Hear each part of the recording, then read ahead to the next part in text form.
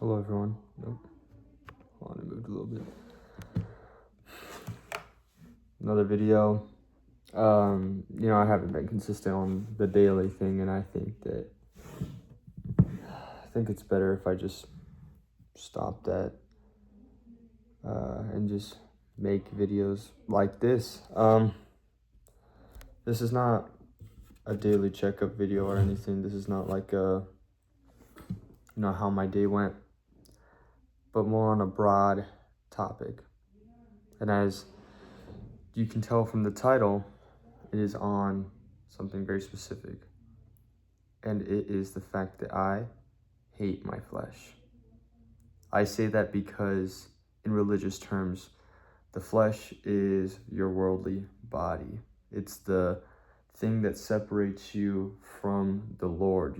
Everything fleshly, everything worldly, that is basically, just like worldly ideals, lust, and basically just like addictions, desires, that's like fleshly needs, if that makes sense. So when I say I hate my flesh, hate is a very strong word that I don't choose to use often, but for flesh, I hate it. It is the one thing that separates me from the Lord, lust of all things. And there's just been many things that I have done because of my flesh that I am sorry for. I have lusted a lot, and obviously I currently do. I still struggle with lusting over, women and just like, thinking sexual acts. And I don't want to do that, obviously, but there's some weird things that like my mind has to play and like that my flesh thinks of. And there's people that I have hurt because of my flesh. So just want to come out here and say that like it is a journey to get over and fight your flesh, to try to get over it, to try to essentially defeat flesh. It's an everlasting battle until you die with your flesh, because your body is worldly. Right here, this skin that I have right here, it's my worldly body, but my soul is something different. That is the thing that connects me with the Lord. And one thing that I found really, not like, inspiring in a sense, but like at the same time, like, meaningful, is that one of the popes, I forgot his name, or not popes, but it was like this like religious figure. He said that he couldn't wait to die so that he would be separated from his flesh. And that meant a lot to me, not in the sense of like, oh, I'm gonna kill myself. No, like, that you love the Lord so much that you're not afraid of death. If anything, you're like excited for the time that you die peacefully, that you die naturally, so that you can be connected with your Father once more. And that is a level of faith that I search for, that I desire. I want to have such a connection with God and my Father. I go to the Lord for a lot of things, for all my struggles, actually.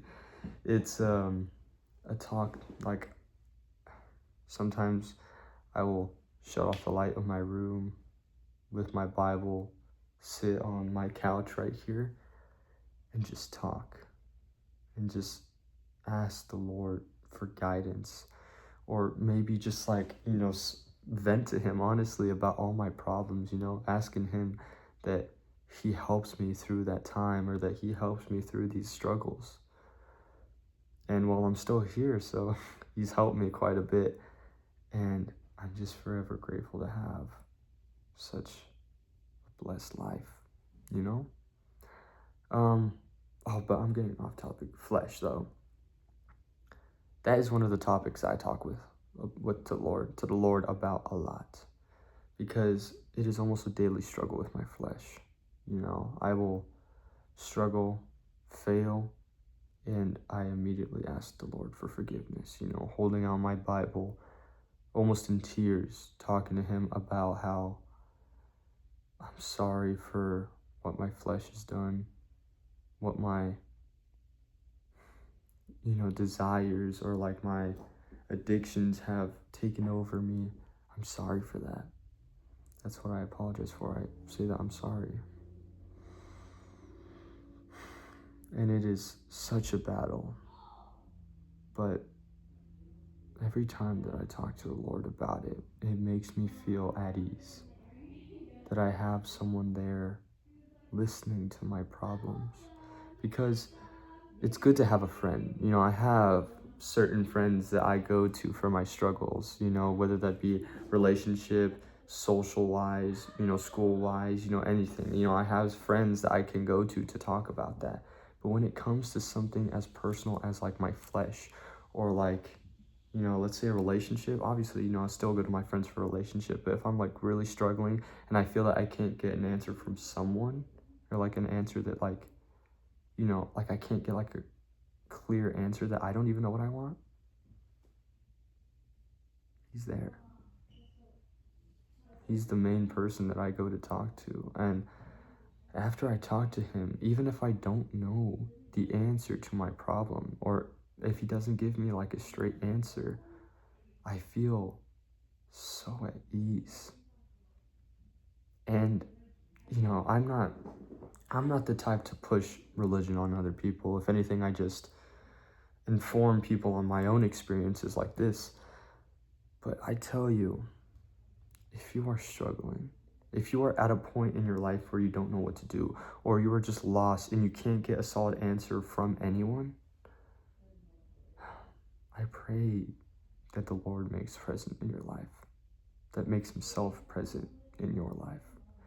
That is a prayer that I do every morning.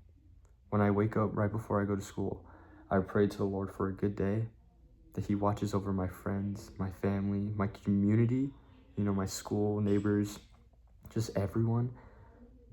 But the one thing that I emphasize is that He makes Himself present in those who search for Him.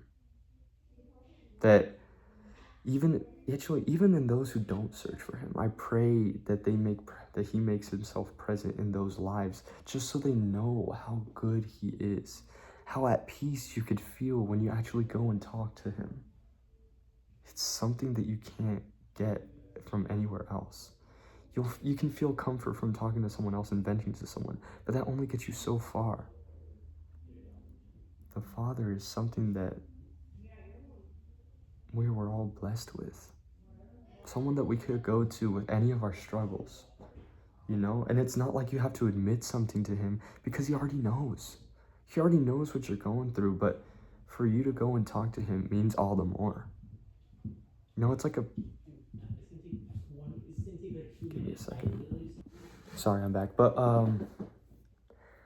like I was saying, just the Father is such a blessing to us of the flesh, and just of us of the world.